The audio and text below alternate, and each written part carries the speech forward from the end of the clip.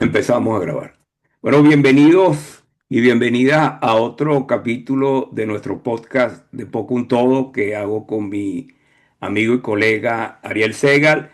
Y hoy tenemos un invitado desde Israel, a una persona que apreciamos mucho y que nos va a dar luces sin duda de lo que está ocurriendo en Israel después que entrara en vigor el cese al fuego entre el Estado de Israel y Hamas en Gaza y que ya se diera por lo menos la liberación de todos los rehenes que estaban vivos en manos de Hamas y que Israel cumpliera también con su parte soltando a miles, podemos decir, de prisioneros palestinos que estaban en las cárceles israelíes. Así que estamos hoy con Leo Corri, que además tiene, pues, es una persona muy conocida porque, digamos, tuvo vínculos con mucha gente que nos ve cuando vivió en Venezuela, porque Leo, bueno, a pesar de que nació en Santiago de Chile, fue muy pequeño con su familia a Venezuela y allí hizo parte de su educación, allí obtuvo su licenciatura en matemáticas con mención cum laude en la Universidad Simón Bolívar, pero después hizo aliyá, quiere decir, se mudó a Israel y en Israel fue miembro del kibbutz Nirim, un kibbutz justamente que está y que sigue estando allí en la frontera con Gaza y, y después desarrolló una carrera académica muy interesante en el área de historia y filosofía de la ciencia. Justamente hizo su maestría primero en matemáticas en la Universidad de Tel Aviv, después su doctorado también en esa universidad y allí tuvo varios cargos, incluyendo el de haber sido el decano de la Facultad de Humanidades, si recuerdo bien, de la Universidad de Tel Aviv.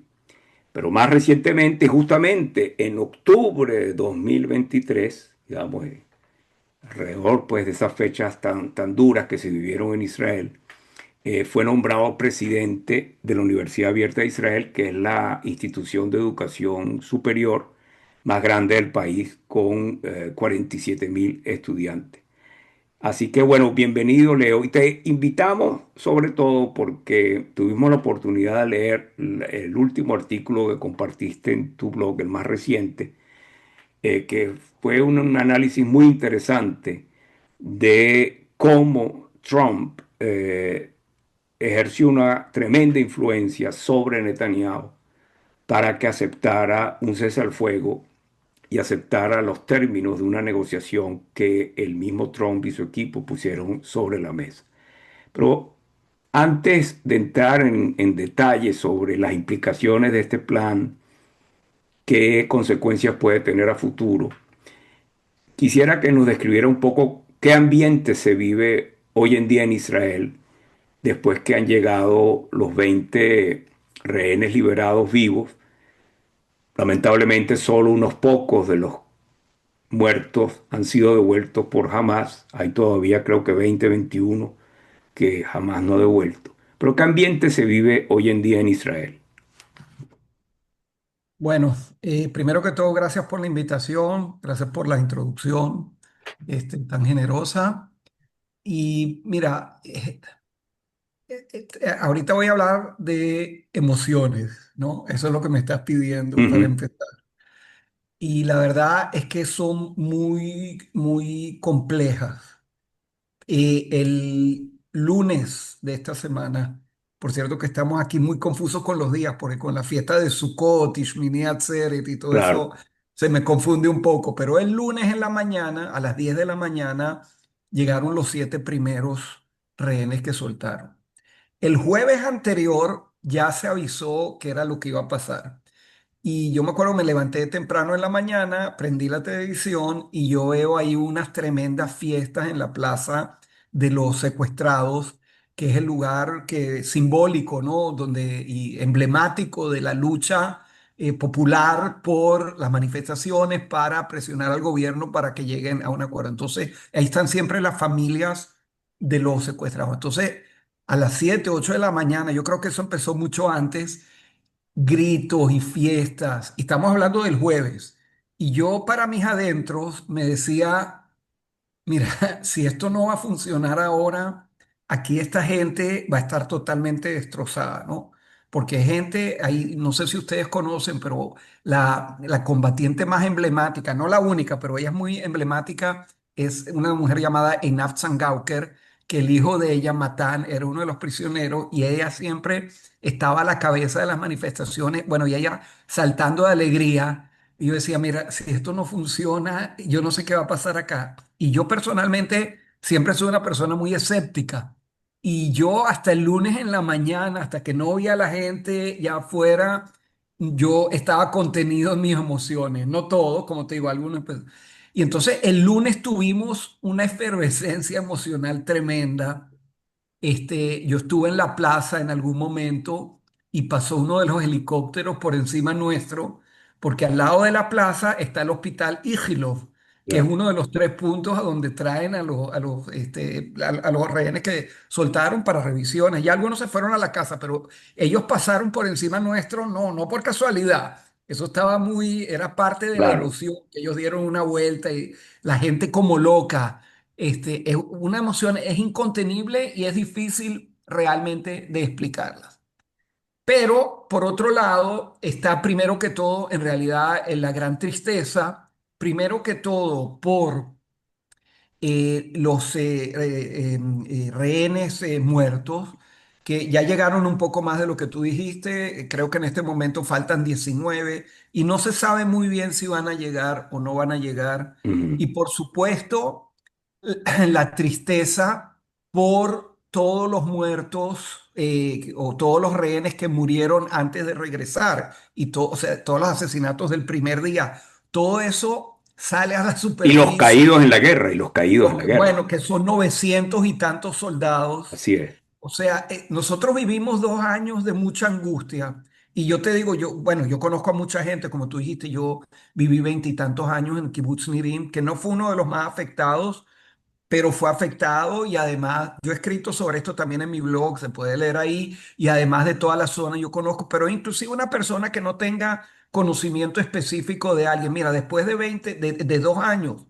Nosotros conocemos a cada uno de los rehenes, que son una pancarta, digamos, pero los conocemos porque los padres tantas veces han hablado y los amigos. Entonces, es una cuestión muy familiar. Entonces, la tristeza y la alegría se mezclan de una manera tremenda y aparte de la cuestión de la individual de cada uno, es el cambio. O sea, es como después de 2 años es la primera vez que podemos decir, te lo voy a decir de una manera muy trivial. Hay gente que dejó de decir aquí buenos días, Boker Tov.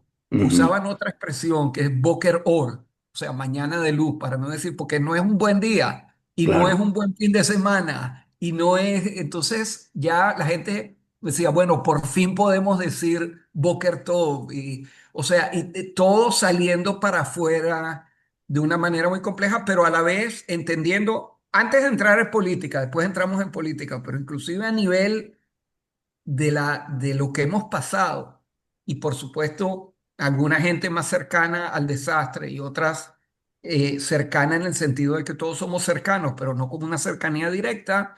Eso, bueno, emocionalmente estos días han sido muy, muy tormentosos, ¿no? O tumultuosos, más bien, digamos, porque no es solamente en el sentido negativo. Y bueno, y así estamos. Pero por supuesto, como es Israel, entonces ya los problemas políticos desde el primer día empiezan a emerger. Claro, pero Este, también quedan muchos asuntos pendientes por resolver con respecto al conflicto con Hamas. no, mira, esto hay que ponerlo claro. Yo creo que eso es lo más claro que hay que decir.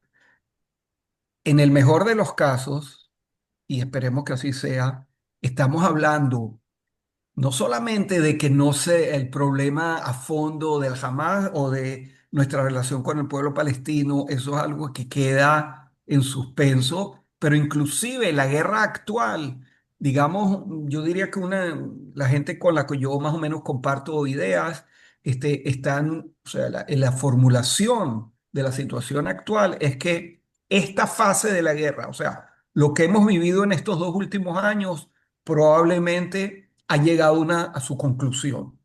y ahora entramos en otra etapa. Nosotros esperamos que esta etapa sea, lo podemos discutir si quieres un poco más a fondo, sea menos violenta.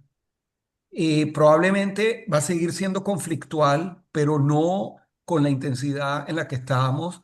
Y además eso tiene muchos aspectos para que lo tengas claro. O sea, no mencioné, por ejemplo, el desgaste de la economía israelí, aunque a muchos niveles, digamos, de marcadores macro, hay cosas que hasta las han calificado de que estamos mejor de lo que estábamos hace 2 años, pero la pregunta es, ¿a costa de qué?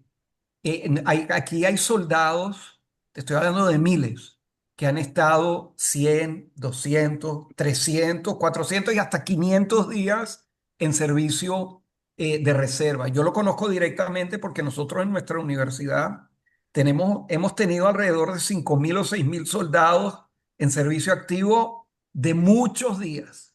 Entonces, inclusive algo tan sencillo Sí, o no sería sencillo relativamente.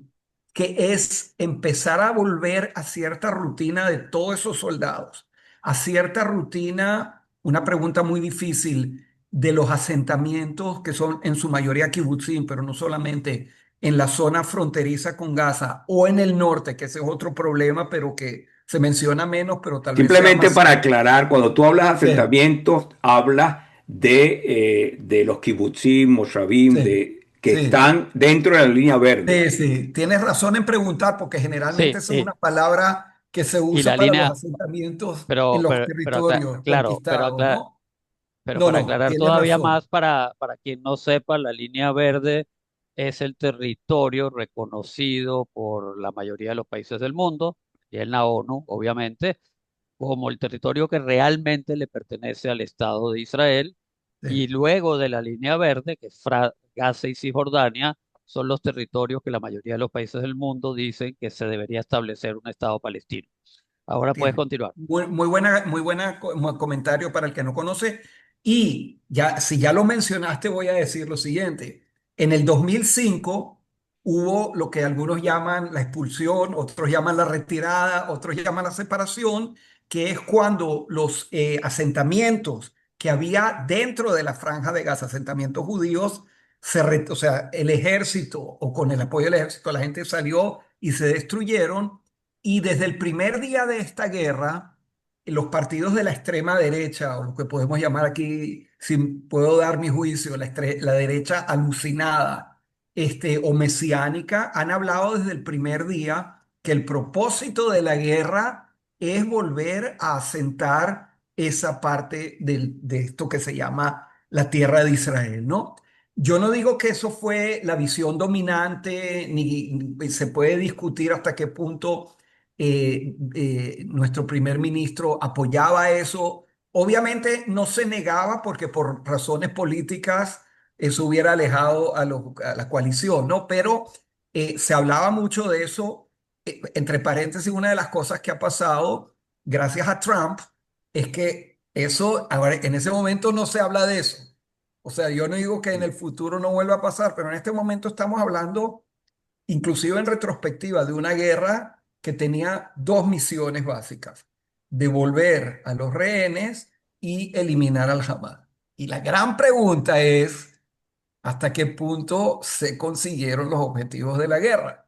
Y si se consiguieron, o en la medida que se consiguieron, si eso no se hubiera podido hacer 1 año atrás, con muchos menos de nuestros soldados muertos, con mucho menos de nuestros rehenes que murieron de una manera u otra.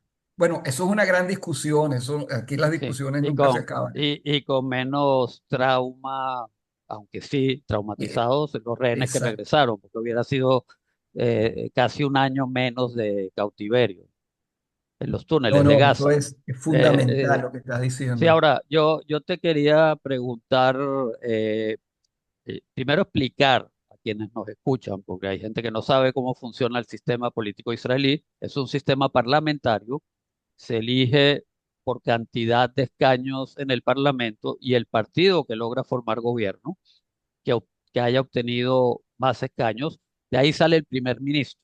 O sea, no se elige directamente al primer ministro. Entonces, claro, como son muchos partidos políticos, y tienen que formar coaliciones junto a mínimo tres, cuatro partidos pequeños.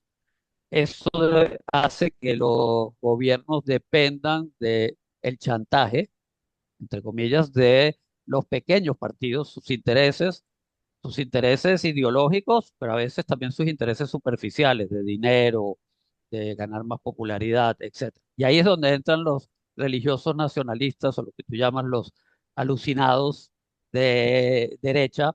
Y te pregunto, porque tú planteaste eso como una pregunta, pero quiero saber tu opinión. ¿Cuánto de no haber querido retirarse de Gaza es parte de la misma ideología de Netanyahu o cuánto era el chantaje de los partidos de derecha alucinada, como tú los llamas? Mira, esa es una gran pregunta y es una pregunta que se pregunta, por cierto, no solamente con respecto a eso, sino casi para cualquier decisión o iniciativa de Netanyahu. Y hoy en día, hoy por hoy, nadie sabe responder esa pregunta, porque la situación personal de Netanyahu, por los juicios que se le están siguiendo, y por la dependencia, que tú la explicaste muy bien, pero que tal vez debería yo añadir, que es mucho, en este caso, es mucho más extrema que cosas que hemos conocido en el pasado, porque tú lo que has escrito siempre ha existido acá y siempre ha sido motivo o posibilidad, como tú le dijiste, de chantaje político, en el sentido de que los partidos pequeños pueden influir de una manera que va mucho más allá de la verdadera fuerza que ellos representan. Pero volviendo entonces a lo que tú preguntas, que es una gran pregunta, aquí hay una discusión que ya no tiene mucho sentido, pero existía mucho tiempo, que decía si el Bibi que vemos hoy es el Bibi que se veía hace 20 años, ¿no? O sea, que había, por ejemplo, yo te puedo decir, para ponerlo claro, por ejemplo, bueno, yo siempre he sido antivivista y anti-Likud y todo lo que tú quieras, pero yo siempre recuerdo, o sea, lo he dicho claramente muchas veces, que antes del 2005, alrededor del 2003, siendo Ariel Sharon primer ministro, que tampoco yo era una persona que apoyara a Ariel Sharon, pero con la capacidad política de Sharon, Bibi era el ministro de Economía o del Tesoro, como se llama acá, y él hizo reformas fundamentales en la economía israelí. Eso es algo innegable. Y en particular con respecto a los partidos ortodoxos que no mencionaste, o sea, mencionaste los nacionalistas de derecha y no lo, ese es otro problema, pero digamos, y esa era la época en que Bibi tenía realmente una, o sea, vamos a llamar una columna vertebral ideológica muy clara y una función política muy clara, pero en los últimos años por la dependencia de esos partidos, no solamente para quedarse en el poder, que fue lo que tú explicaste, sino también para que el juicio de él no pueda avanzar y a final de cuentas no sea condenado. Entonces, eso va mucho más allá de lo que nosotros sabíamos. Enti- Entonces, eh, yo, nunca yo enti- puedes saber, no hay aquí acuerdo para ningún punto, incluyendo el que tú dijiste si Bibi lo hace porque es su ideología o porque está apoyando a la ok. coalición. Sí, para terminar esta parte, Ok, Leo, también te lo planteo porque yo viví un tiempo en Israel. Yo viví sí. en la época que Sharon planteó la retirada unilateral de Gaza y que se ejecutó. Recuerdo perfectamente el día que Sharon se iba a dirigir a su partido, el Likud, pero antes que él llegara, Bibi se adelantó, Netanyahu, y logró que la mayoría votara dentro del partido en contra de la retirada de Gaza. Y ahí Sharon tuvo que formar un partido político nuevo para poder ejecutarla. Él salió del Likud. Entonces ya ahí se veía que Netanyahu sí tenía ideológicamente reparos en entregar Gaza. No, te tengo que Eso corregir un complica. poquito. Te tengo que Ok, a corregir un ver. poquito, porque Ok, primero hubo dos votaciones ok, en la Knesset en las cuales Bibi Netanyahu apoyó la retirada. ok, eso no Ahora, lo pero recuerdo. otra vez, se puede discutir si la apoyó por razones ideológicas o porque le convenía políticamente. Más tarde lo que tú dices pasó, pero eso ya fue después que la retirada ya estaba aprobada. Y Bibi, por cierto, nadie discute que Bibi es un mentiroso patológico. Y Bibi siempre habla de que él se opuso a la retirada unilateral de Gaza, lo cual no es cierto. Pero eso es un detalle pequeño relativamente comparado con lo que tú me estás preguntando, que es muchísimo más, Ah, más de peso. ahora, si lo llevamos al momento actual, dos preguntas que se me ocurren. ¿Tú crees que un gobierno distinto en Israel hubiera hecho la guerra de otra forma? Esa es la primera pregunta, Leo.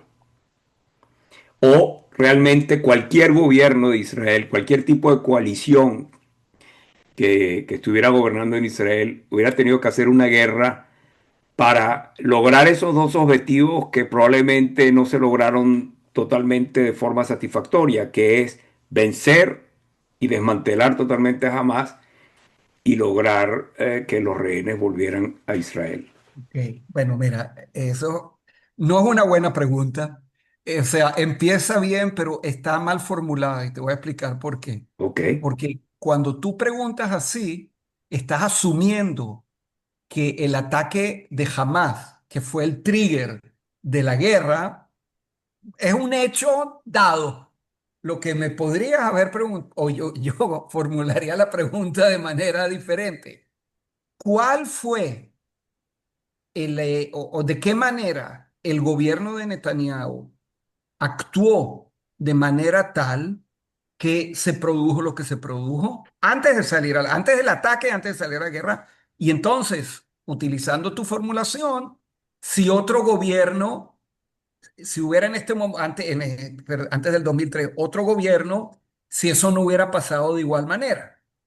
Y me puedes hacer esa pregunta inclusive un poco más agudamente en el sentido de que otro gobierno no es algo hipotético en este país. Por ejemplo, otro gobierno fue el gobierno de Bennett Lapid, que tampoco, otra vez, yo soy un gran aficionado de ellos, sin embargo, fue un año y medio aquí en este país que hubo cierta cordura política como decimos acá, los ministros venían cada mañana a trabajar, no a hacer lo que pasa ahora que nadie se ocupa de su cargo. Entonces, esa es una de las grandes preguntas que queda no respondida en este momento, o sea, después que llegaron los rehenes y lo que va a pasar, porque nosotros ahorita empezamos la fase, ya empezó antes, ahora empezó con mucha más intensidad, de lo que se llama aquí la batalla por la narrativa.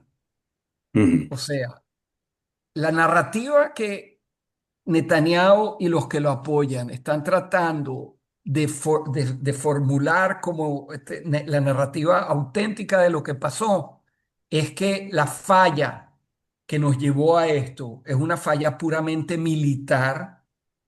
Tú sabes que Netanyahu siempre dice que no lo despertaron a las 5 de la mañana, porque si lo hubieran despertado, él hubiera evitado todo eso. Pero un gobierno no evita una guerra una hora antes, un gobierno evita una guerra 5 años antes, 4 años antes. Y entonces, en este momento, fíjate que no toda la cúpula, pero mucha parte, una gran parte importante de la cúpula militar, o sea, que estaba en aquella época, se Ya no retiraron. está.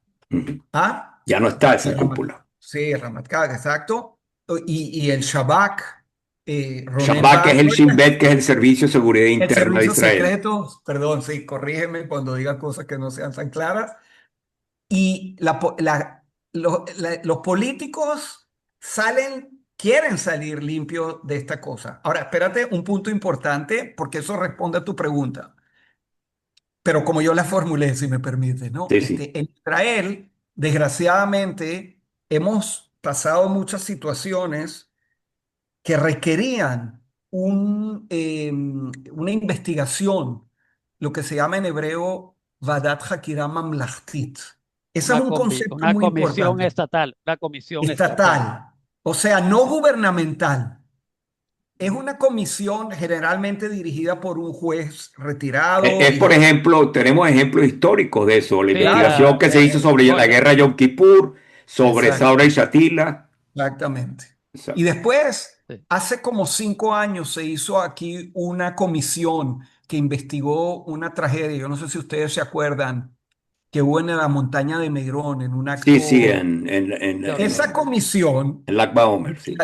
puso la responsabilidad y la culpabilidad sobre Bibi Netanyahu, sobre el ministro este, el ministro. ¿Y qué pasó después de eso? Nada. Y ahora, en vez de que se haya creado una comisión, pasa el tiempo y nada. Entonces, uno de los argumentos de Bibi era que estamos en guerra, no podemos hacer una investigación. Claro. Y bueno, mientras tanto ha pasado el tiempo, ahora se terminó la guerra, no se terminó la. Pero el caso es, volviendo a tu pregunta, si tú me preguntas a mí, yo diría que con otro gobierno es posible que la guerra no hubiera pasado. Y la razón es la siguiente, te voy a dar dos razones importantes. Después te digo cómo hubiéramos en la guerra, pero una vez que salimos a la guerra ya es menos importante. La pregunta es cómo no se llega a la guerra. Ajá. Y aquí hay dos factores fundamentales. Un factor es que el gobierno de Netanyahu a lo largo de los años apoyó al Hamas. Esto hay que decirlo muy claro. Suena raro, pero es la verdad. ¿Qué quiere decir que apoyó al Hamas?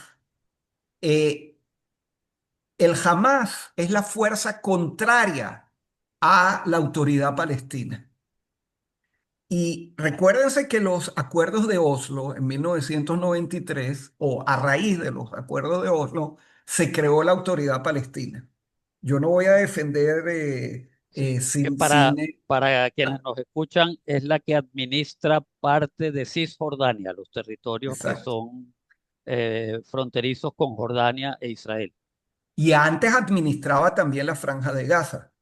Correcto. Ahora, ¿por qué Netanyahu y sobre todo la derecha alucinada, como la llamé, por qué ellos se oponen a la autoridad palestina? Porque hay muchas razones, pero la razón fundamental es que que la autoridad palestina en su mera existencia indica la posibilidad o el camino hacia un Estado palestino. Mientras que el Hamas es la vía que nos va a llevar a la imposibilidad de un Estado palestino. Y Smutrich, que es un personaje que no todo el mundo conoce, pero es de uno de los dirigentes de la derecha alucinada y es uno de los que dijo desde el primer día que había que asentarse en Gaza. Él dijo, o sea, él formuló lo que Bibi Netanyahu y otros pensaban, pero él lo dijo claramente, que el Hamas es un asset. Yo nunca sé cómo se dice Un asset en valor, castellano. un valor, Es un valor positivo para positivo, Israel, positivo. mientras que la autoridad palestina es un valor negativo. ¿Y por qué? Ahora, Por esa ¿nos razón. puedes aclarar cómo? Porque yo tuve hace unos días una discusión muy dura con alguien que dijo lo mismo, pero desde una posición que no es la tuya, porque tú eres Sí, un sionista convencido. Pero sí. alguien argumentó lo mismo desde el punto de vista antisionista, diciendo que al final esa guerra la provocó Bibi al darle todo ese poder a Hamas. ¿Tú nos puedes explicar? No, yo no creo que la No, provocó. no, pero entonces O nos sea, puedes explicar para que eso quede claro qué significa que Netanyahu apoyó a Hamas.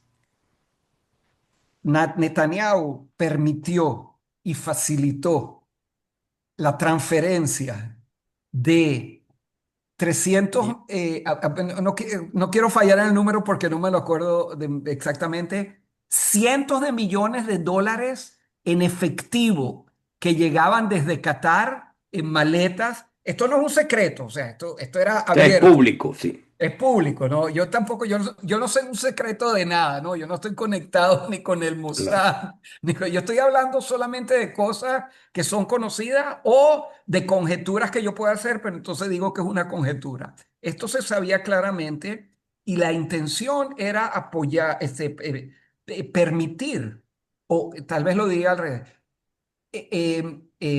o sea, bueno, evitar la posibilidad de que no el Hamas, sino alguien más moderado pueda estar en la Franja de Gaza o en los territorios palestinos, lo cual podría un día, no ahora, pero un día llevar a un Estado palestino. Entonces, esa es una razón, o sea, el Hamas se justificó, por supuesto que Bibi pensó que siempre íbamos a poder controlar al Hamas. O sea, ellos pueden ser muy fuertes, pues nosotros tenemos aviones y no sé qué. Y entonces sí vino el descuido militar que permitió. Pero hay otro asunto muy importante que yo he escrito sobre esto en mi blog, pero eso es algo también muy conocido, que es la, ¿cómo se dice? La separación o de la sociedad israelí. Me falta la palabra en este momento en castellano. Polarización, la La polarización. polarización. La polarización de la sociedad israelí. Bibi la empezó hace como 20 años. Eso es un cuento muy conocido. Bueno, hay varios, pero uno muy conocido es que él estaba sentado con uno de los grandes rabinos faradim, el Rav Kaduri, y le Mm. dijo en secreto, pero la cámara lo escuchó. Ellos se olvidaron lo que es ser judíos. ¿Ok? ¿Quiénes son ellos? Cualquiera que se oponga a Bibi, ¿no? Entonces, yo soy de los judíos, los otros no. Y eso se agudizó. Hay una fecha muy clara. El 4 de enero del 2023, que fue el día en que Levin, el ministro de Justicia, dijo, vamos a empezar una reforma judicial, que ahorita ya la han llevado hasta el extremo. ¿Qué quiere decir una reforma judicial? Esto, ustedes son gente de todos de ciencias políticas, saben mejor que yo que en todo el mundo las democracias se están yendo en una dirección en que toda la fuerza está concentrada en las manos del Poder Ejecutivo. Y eso pasó acá a partir del 4 de enero del 23. Y si ustedes se recuerdan, hubo manifestaciones Correcto, todas las claro. semanas en Sí, todo el sí. país, pero especialmente en Terapi. Y eso llevó, nosotros sabemos claramente, eso llevó a una debilitación muy significativa de la cohesión de la sociedad israelí. Y el Hamas dijo varias veces, eso está todo, ¿cómo se dice? Documentado, documentado. Documentado. Documentado, perdón que a veces me falta una palabra por ahí. A veces me faltan todas las palabras en todos los idiomas, pero está bien documentado que los líderes del Hamas y también del Hezbollah dijeron, la sociedad israelí ahorita está en su máxima debilidad. Y entonces se puede decir, ok, eso hubiera pasado. No, esto, hay gente que discute si Netanyahu hizo así. O sea, una de las cosas que Netanyahu hizo más eficientemente a lo largo de los años, pero en particular en los últimos años, e inclusive desde que empezó la guerra, es la polarización de la sociedad israelí. Siempre, ok, se puede culpar a todos los políticos de A- todo, Ahora pero nadie como él. voy a jugar un poco de abogado del diablo, Ok, Leo, si me ok, permite, échale. porque Netanyahu puede argumentar varias cosas. Puede decir que está bien, la guerra se produjo, que hubo un descuido, que hubo errores, pero logró prácticamente terminar con Hezbollah en el Líbano. Debilitó tremendamente a Irán y a su programa nuclear. Y obviamente jamás, si bien todavía está allí, no está en la misma posición que estaba antes del 7 de octubre de 2023. Entonces, en la narrativa, como tú lo decías, en construir esa narrativa, Netanyahu y sus partidarios pueden argumentar que Israel sale muy fortalecido de esta guerra. ¿Qué dirías tú ante eso? Primero que parte de lo que dices es la plena verdad. O sea, estratégicamente, y otra vez, yo no soy un gran estratega, así que estoy citando aquí lo que yo oigo de Ujú. analistas militares retirados de que son muy considerados acá. Lo que pasó con Hezbollah en el norte, parece que en cierta medida con Irán también, no está muy claro, pero en cierta medida. Y también en Siria, aunque es una situación diferente, realmente en este tiempo, en estos 2 años, sí se creó un cambio estratégico bastante importante. Eso no se puede negar, ni lo niego yo. Es más, lo escribí en el post ese que tú mencionaste que yo Ujú. Que publiqué. lo voy a poner, por cierto, voy a poner el link en la descripción cuando Ok. publiquemos este Muchas video. gracias. Entonces ahí está documentado que yo ya dije, o sea, sí, yo, claro, hay que reconocer eso.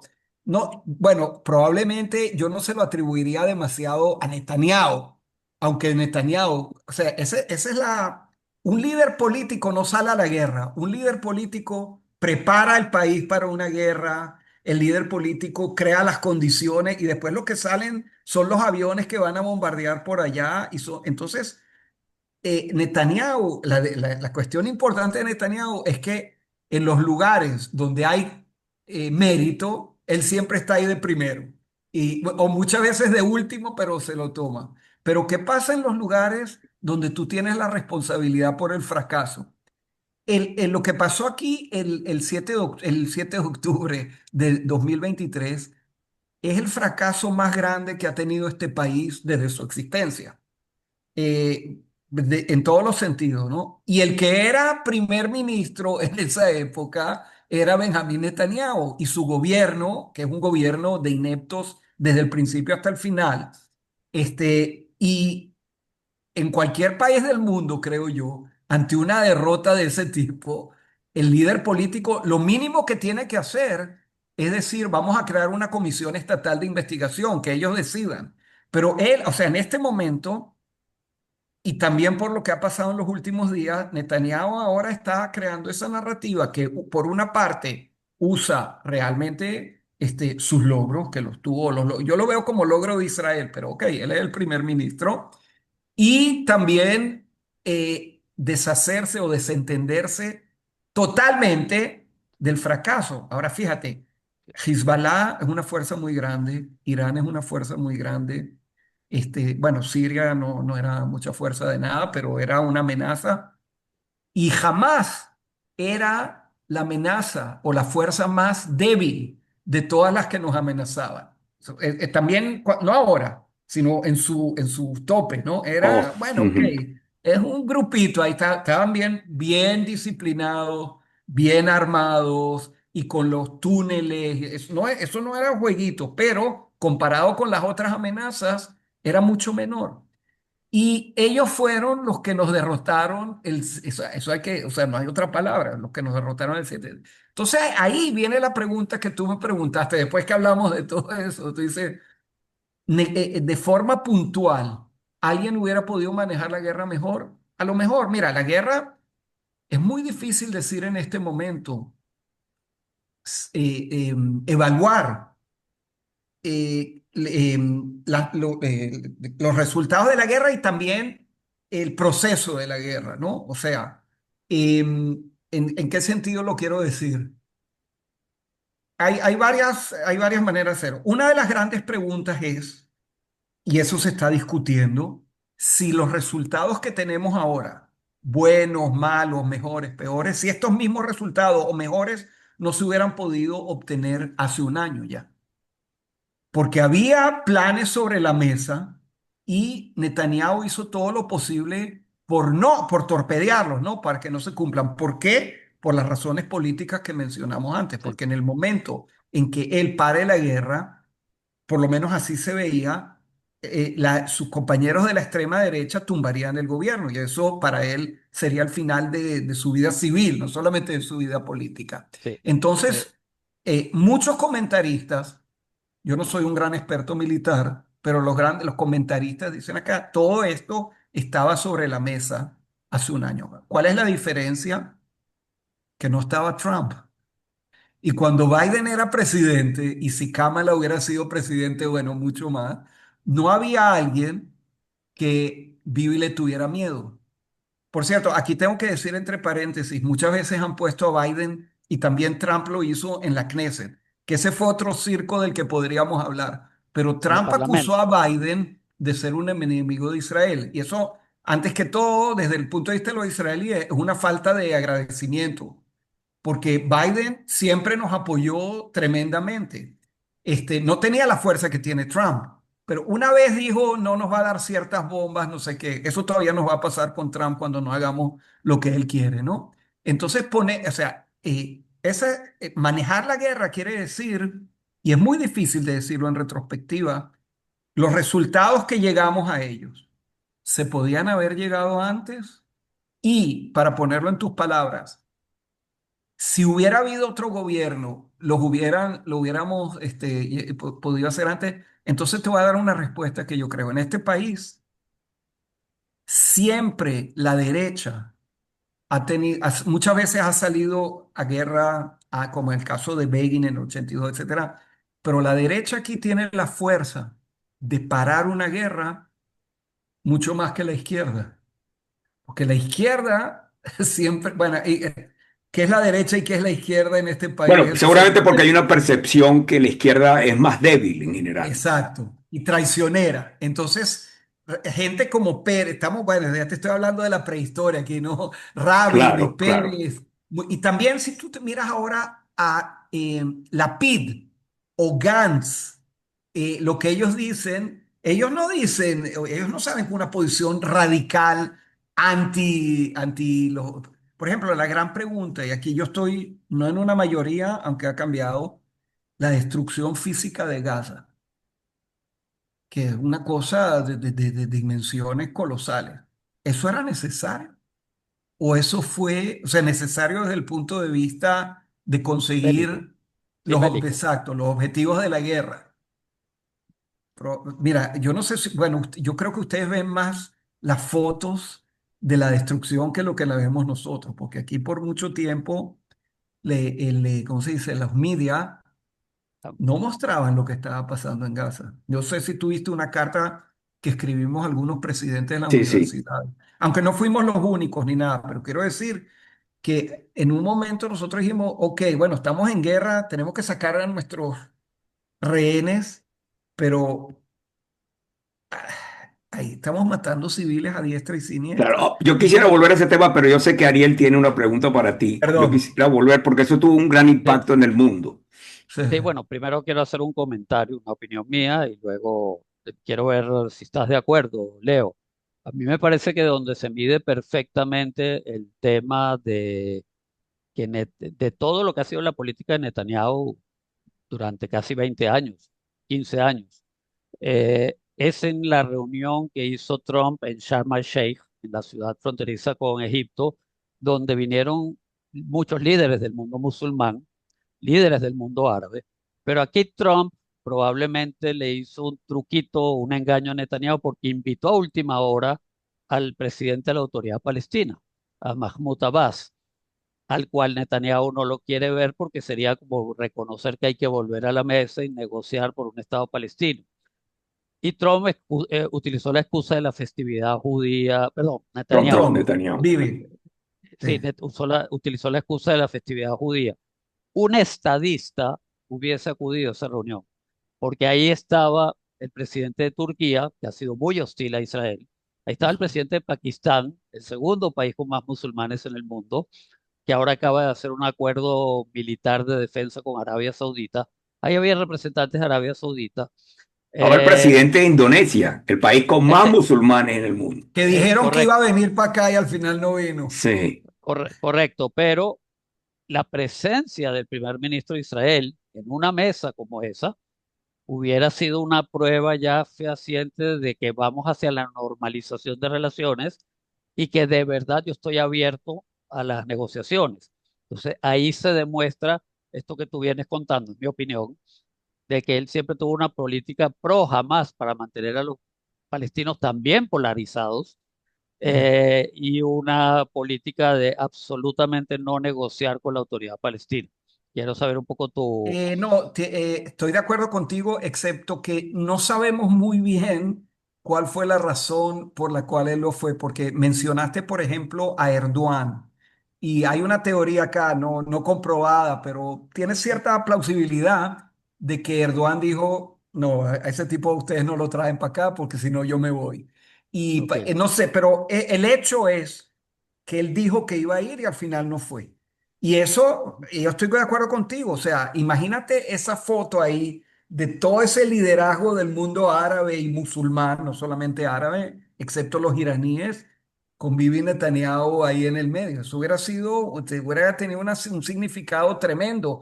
Y por cierto, no fue ni Netanyahu ni su ministro de Relaciones Exteriores, que tampoco tiene ningún significado, pero por lo menos hay veces que tú dices, ok, yo no puedo ir, mando al ministro, ¿no? Entonces, no había ningún israelí.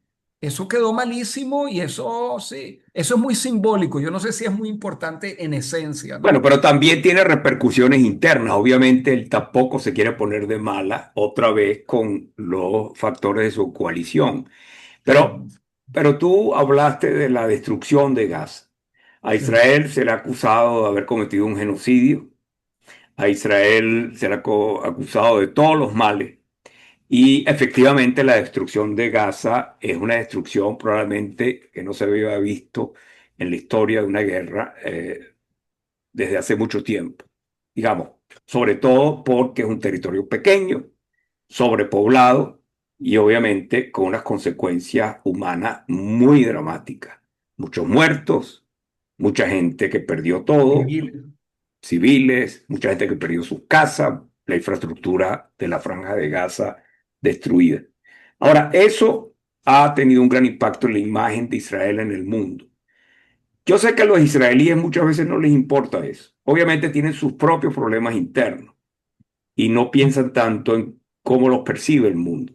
Pero obviamente la percepción de Israel en el mundo hoy tiende a ser muy desfavorable. ¿Qué nos puedes decir al respecto? Realmente es algo que no importa tanto en la vida del día a día y en la vida política interna de Israel. No, no, importa muchísimo. El que no entienda eso no entiende nada. O sea, ningún país del mundo vive aislado. Y tú sabes que Bibi usó la expresión Esparta, ¿no? Que vamos a hacer como Esparta. Bueno, aquí los historiadores discuten que si Esparta era así o si Esparta era así, pero eso Sí. no es. Él se refería al hecho de que, bueno, estamos en aislamiento, vamos a tener que pagar ese precio. No, ese precio no se puede pagar porque ningún país puede y este país menos. Y nosotros vemos déjame ir atrás un segundito. Yo nunca he usado la palabra genocidio, ni sé si es la que No, no, es coincide. la que se ha usado mucho en Sí, el sí. O mundo. sea, la destrucción ha sido en gran parte no para que sirva a los objetivos militares de Israel, sino para que sirva a los objetivos de venganza. Y eso era tal vez, yo lo podría entender y tal vez identificarme con eso los primeros meses de la guerra, pero Solamente también. quiero decir algo, no olvidemos que jamás ha utilizado a los civiles como escudo humano y las instalaciones civiles también para usos No militares. solamente eso, no solamente eso, lo que está pasando ahora en Gaza, que Claro. están acribillando, pero a luz del día, ellos no esconden nada. Entonces, por eso es muy complicado, pero volviendo al problema del aislamiento, o sea, tú lo pones de esta manera, pienso yo, o sea, la imagen de Israel, justificada más o justificada menos, la imagen está por el suelo y yo creo que eso afecta y va a afectar muchísimo nuestras vidas. Y te puedo dar un par de ejemplos. El Ujú. primero, el más cercano a mí, es el mundo académico. Bueno, ustedes viven el mundo académico y sobre todo en Israel, pero en todo el mundo, si tú no existes internacionalmente, no existe. Y aquí estamos en boicot en muchos aspectos y boicot se manifiesta de varias maneras. Una manera es la manera oficial que dice que las universidades belgas no van, o las canadienses, no sé cómo es la de Ottawa, pero aquí hemos Sí, tenido bueno, desde. ya tuvimos aquí nosotros una moción del sindicato de Exacto, o sea, profesores. de cortar todos los lazos, pero un boicot que es muy diferente y mucho más fuerte, que es cuando tú pides la colaboración, por ejemplo, para crear un grupo de investigación o simplemente para que lean un doctorado de alguien que hizo en el tema, la gente, y pues, nosotros tenemos todo eso bien documentado y Claro. con números, no te responden. O te dicen claramente que ellos no prefieren no hacer algo con Israel. Ese es o sea, la academia israelí, sin la cual es inconcebible este Estado, está muy afectada y va a estar más afectada. La agricultura israelí está súper afectada porque te voy a decir un caso que hubo un reportaje muy bonito, bueno, no bonito, muy interesante en la edición. Aquí en Israel el mango es excelente. O sea, al Ajá. principio yo viniendo de Venezuela tengo mi autoridad para decirlo, Claro. de primera calidad. Y este año fue excelente desde el punto de vista de las cosechas, en calidad y en cantidad. Tuvieron que votar la mitad porque no quieren comprar en Europa mango europeo, israelí. Israel. Bueno, alguien me dijo, sí, también por los aranceles en Estados Unidos. Ok, puede ser, pero te estoy diciendo que la mitad de los mangos este año se botaron a la basura y están secando la mitad de los árboles, ¿no? Desde el punto de vista cultural. y desde el punto de vista económico. O sea, ese aislamiento es fatal. Entonces, ahora una de las preguntas es si, digamos, seguimos desarrollando lo que ha pasado en estos últimos días en la dirección positiva, y eso es un if muy grande, ¿no? Pero digamos que pasa si la imagen de Israel se va a recuperar o si los daños que se han creado por la mala imagen de Israel se pueden recuperar. No lo sé, no lo sé. Eso es muy preocupante. Mira, Piensa, ajá. no. No, termina la idea, No, Leo. iba a decir, piensa en la industria de la alta tecnología, ¿no? Que es Claro, que tú conoces bien, de hecho, porque además tiene yo muchas conozco bien, patentes trabajé, en sí, yo esa tengo área. 20 patentes y he trabajado mucho en la industria, pero todo israelí la conoce en cierto modo, porque Claro. se habla de eso todo el día. Ah, este trabaja en high-tech, este trabaja en high-tech.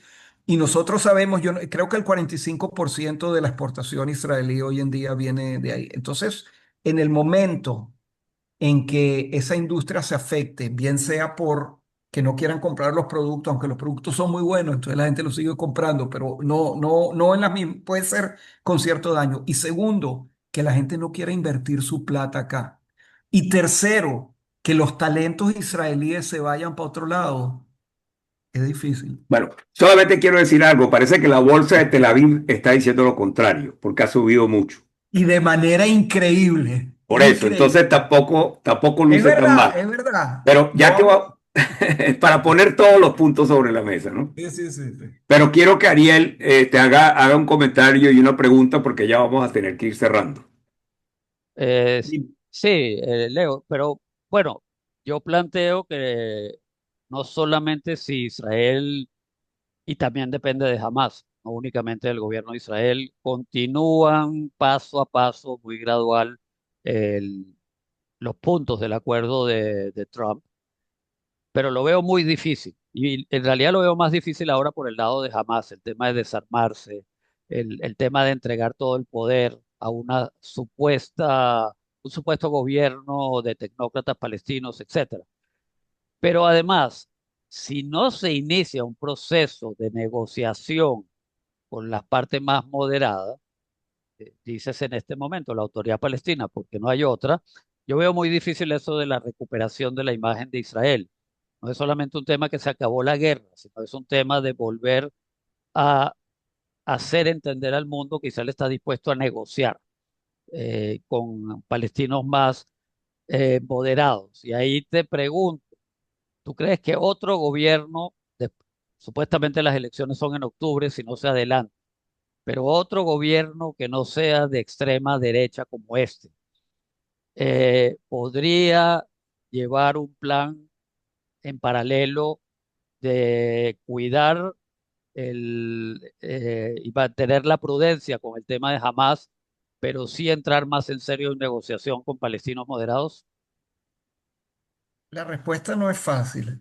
Porque, como dije, aquí se usa el término derecha e izquierda de una manera muy flexible. Sí, por La eso yo lo extrema hice derecha. moderado. Yo dije Sí, sí, moderado en este exacto. caso. O sea, nosotros podemos tomar como modelo, aunque no sea exacto, el gobierno de Bennett Lapid, que es más o menos una alternativa. Si llega a ver aquí, va a ser parecida a esa. No exactamente, pero, o sea, gente que ideológicamente, tanto en el asunto de los palestinos como en el asunto económico, es lo que en cualquier otro lugar del mundo se llamaría derecha, o sea, derecha liberal, normal, llamémosla, con algunos partidos un poco más a la izquierda, pero la diferencia, vuelvo y repito, no era tanto ideológica, aunque también la había, como funcional. O sea, teníamos un gobierno que la gente venía en la mañana a trabajar y ver cómo hacen para poner. Entonces, eso quiere decir que desde el punto de vista de lo que tú preguntas,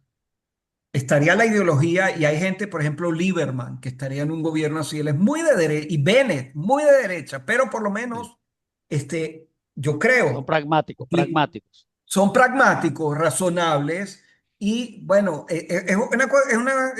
pero no es tan diferente de lo que tenemos en este momento ya durante tanto tiempo, y además ya lo conocemos, porque tuvimos un año y medio de muchas políticas que a mí no me gustaban, pero que sabías que había alguien que estaba conduciendo al país de una manera responsable, ¿no? Desde su punto de vista. Y entonces yo sí creo que un gobierno alternativo, que no sé si vaya a existir y cómo se va a ver, sí podría invertir mucho esfuerzo en recuperar los lazos que teníamos en Israel con todo el mundo. No va a ser fácil, pero con este gobierno es prácticamente imposible. No te olvides que aquí ha habido un ministro que dijo que había que tirar una bomba atómica en Gaza. Bueno, es una estupidez de por sí, no importa, pero... Y aquí hay varios ministros que todo el tiempo siguen diciendo que la finalidad de la guerra es tener todo el territorio y asentar a los judíos ahí. Lo hablan libremente. Entonces, eso no puede llevar a ningún tipo de compromiso. Y voy a decir dos puntos pequeños más. No sé si quiere concluir ahora, pero para decir, primero, la intervención de Trump en esta parte del proceso, sin eso no hubiera pasado. Si tuviera tiempo, les daría una imagen un poco más completa, pero eso fue fundamental. Pero en tu artículo está muy bien explicado, Ok. así que la gente lo va a poder leer. Ok, y segundo, que con toda la intervención positiva de Trump, Trump es una unidad y en esa unidad existe también, no me acuerdo si lo expliqué o no, que los puntos son muy vagos. Los 20 puntos de Trump, Trump no es una persona que entra en detalle. Digo, bueno, entonces ahorita hay que poner contenido a eso. No es fácil y ni siquiera sé si en muchos casos será posible. Nosotros esperamos que sí, o sea, la parte optimista dice que cuando vaya a haber un problema, por ejemplo, pasó ahorita, dijeron, no, que jamás no se quiere desarmar. Entonces Trump dijo, se va a desarmar. Pues yo voy a hacer que pase. Se Ahí preguntaron, dijo, ¿por las ¿cómo? buenas o por las malas? ¿Por las buenas o por las malas? ¿Y cómo lo vas a hacer? No tengo que explicarte. Bueno, no sé cómo Claro. lo haces. Bueno, la verdad que Una fue, última, a ver, disculpa, una Ariel, última pregunta, pero que es personal, ya no tiene que ver con el Sí. conflicto. Cuando Isaac estaba leyendo tu currículum, veo que te graduaste en matemática, pero sin embargo te nombraron decano en humanidades. Y ese misterio lo quiero resolver antes de que Bueno, cerremos. mira, eso requeriría otra conferencia larga, pero te lo voy a decir en dos palabras. Cuando yo estudié en la Simón Bolívar se estudiaba en una carrera como matemática, se estudiaban muchas humanidades. Yo estudié historia y literatura. Bueno, y lo tenía de lado. Yo hice mi máster en matemáticas y después empecé el doctorado en matemáticas, pero resulta que en la Universidad de Tel Aviv había un instituto de historia y filosofía de la ciencia. Y con todo el background que yo traía de Venezuela, y bueno, dije, yo me meto en esta dirección, que no es matemática en el sentido investigativo de la matemática, y entonces después eso es parte de la Facultad de Humanidades. Entonces, de Ok. ahí seguí con mi y trabajo. de su afición por las humanidades, lo llevó también a traducir literatura latinoamericana al hebreo. Y Right. tradujo, aquí está también, que tradujo La Casa Verde de Vargas Llosa Ah, de Vargas Llosa. y el concierto barroco de Carpentier. Así que imagínate, un matemático que también se dedicó a temas de Sí, literatura. bueno, he hecho algunas cosas diferentes en estos años. Bueno, bueno, muy bien. Entonces, muchísimas Gracias. gracias, Leo. La verdad que fue una Adiós. conversación muy interesante en un momento tan crítico que deja todavía muchas preguntas abiertas y probablemente más adelante te invitaremos de nuevo para analizar cómo van a ir evolucionando todos estos eventos y esperemos que sea para el bien de Israel y para el bien de la región. Sí, señor. Muchas Bueno, gracias a Gracias. ustedes por la atención. muchas gracias.